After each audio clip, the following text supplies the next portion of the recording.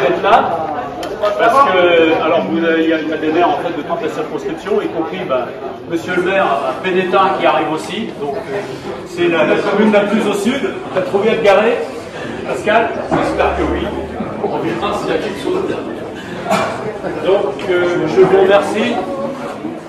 Je vous remercie d'avoir répondu positivement à mon invitation, sachant que vous avez bien compris que pour moi le territoire c'est quelque chose de particulièrement important et que on m'avait posé la question à Plermel, on me dit oui, mais bon, est-ce que s'il y a un maire, patati patata, moi c'est pas compliqué, je leur ai dit, je ne peux pas me permettre d'être en conflit avec les élus locaux. Ce n'est pas possible, parce que dans ces cas-là, c'est pas compliqué. L'administration nous regardera avec un grand sourire et nous dira quand vous serez d'accord entre vous, vous viendrez nous voir. Et donc, c'est pas comme ça qu'on peut faire, effectivement. Donc, on a besoin, le milieu rural n'est pas forcément par nature, si vous voulez, légitime. C'est plus facile quand on est dans un milieu urbain de faire valoir finalement ce que l'on veut défendre. Et donc, ça me paraît très important que nous soyons unis pour pouvoir porter un certain nombre de messages. Alors, dans les réunions que je fais, je porte ces messages, qui sont le logement, qui sont la capacité de pouvoir construire encore dans les campagnes, parce que c'est quand même pas évident.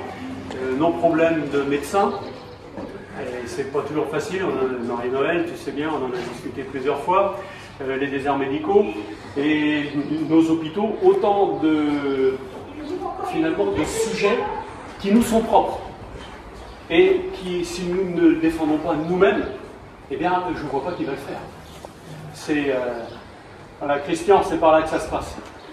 Donc c'est important qu'il me semble, enfin, en tout cas, moi, au-delà des prises de position plus générales, au-delà quelquefois d'une vision de la société qui peut être différente, ce qui est important pour nous, évidemment, c'est notre milieu et comment on fait pour le garder vivant et, je dirais, dans lequel on vit et on va se développer.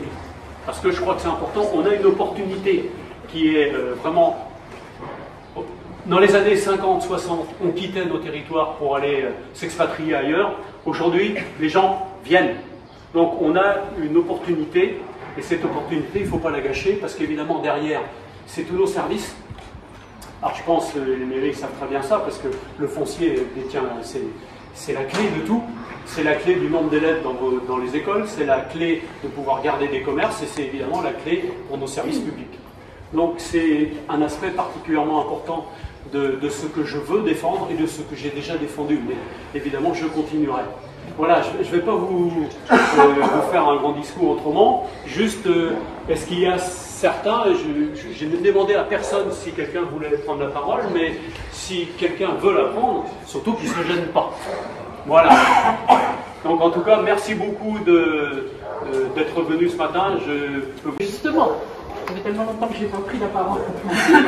Ça me fait vraiment plaisir de le faire aujourd'hui pour soutenir Paul, lui dire qu'on est tous derrière lui, bien entendu, et que la volonté qu'il a montrée de défendre son territoire en défendant ainsi tous les territoires, avec le grand T majuscule, montre combien on a besoin de gens comme lui qui soient sur une ligne politique, mais qui soient aussi indépendants, capables de dire ce qu'il a envie de dire quand il le faut, et de tout faire pour défendre nos collectivités en général, les petites comme les plus grandes. Et donc c'est avec grand plaisir que j'ai pris la parole ce matin, même si je ne l'avais pas prévu. Mais pour lui, ça me fait vraiment plaisir. Et pour nous tous, parce que grâce à lui, eh bien, notre territoire, on en parle, on le connaît, on le reconnaît. Donc bravo Paul.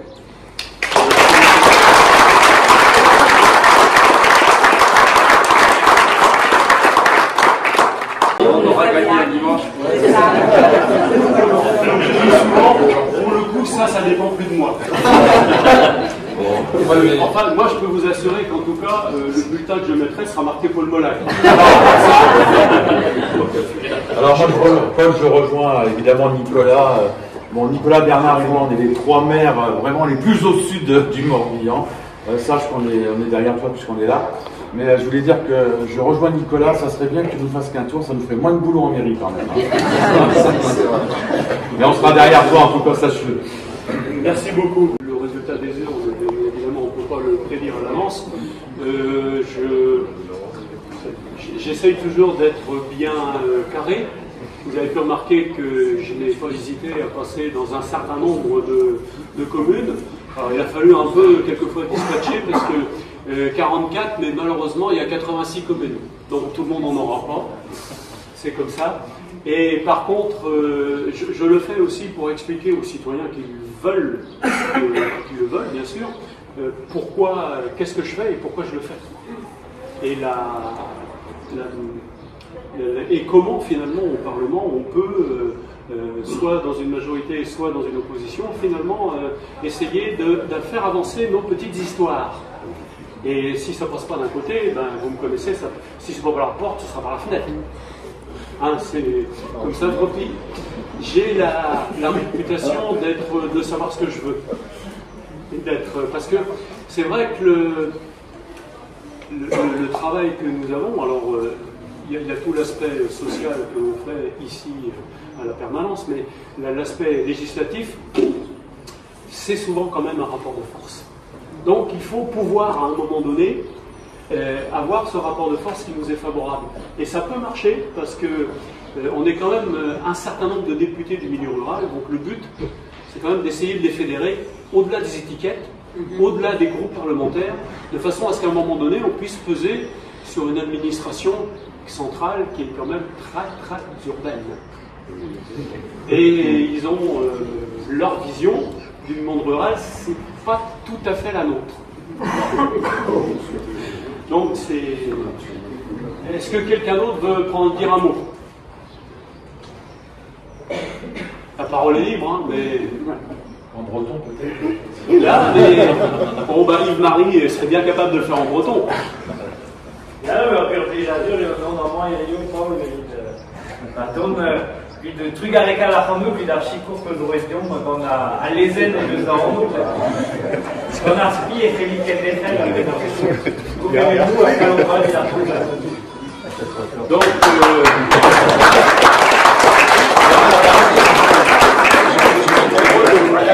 je peux traduire si vous voulez. Il me remercie pour le travail que j'ai pu faire pour la langue bretonne et en particulier le travail qui a été initié à l'Assemblée nationale et il espère bien que je vais continuer. Mais oui, c'est aussi un des thèmes, alors c'est le thème où j'ai été évidemment le plus mis en avant parce que c'est moi qui avais écrit la loi et elle était passée.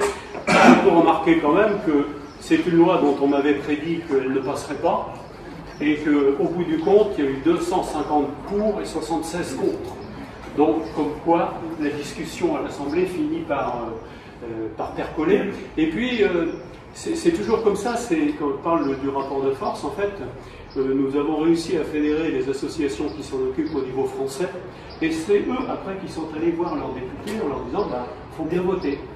Et visiblement, ça s'est fait comme ça. Donc je pense que si, à un moment donné, il y a une loi sur l'urbanisme, par exemple, il serait de bon ton que les élus locaux montent aussi au créneau, voire secouer un peu l'AMF par-ci, la DCF par-là, et que finalement, on arrive à équilibrer un peu plus les choses entre ce qui est souhaitable et la façon dont on va pouvoir la mettre en place chez nous.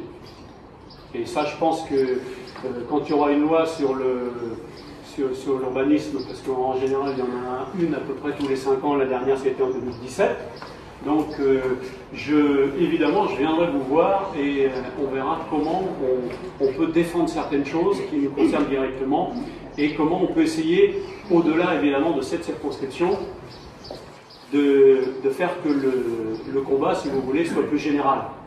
Mais ça... On est quand même la France, c'est encore très rural, hein, et il ne faut pas se fier à ce que dit l'INSEE, parce que pour l'INSEE, à partir du moment où il y a 2000 habitants agglomérés, on est dans un milieu urbain.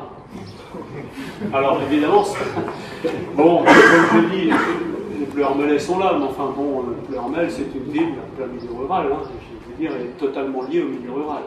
Donc, et c'est ce que j'explique à mes petits camarades en leur disant que ma plus grande ville fait 10 000 habitants.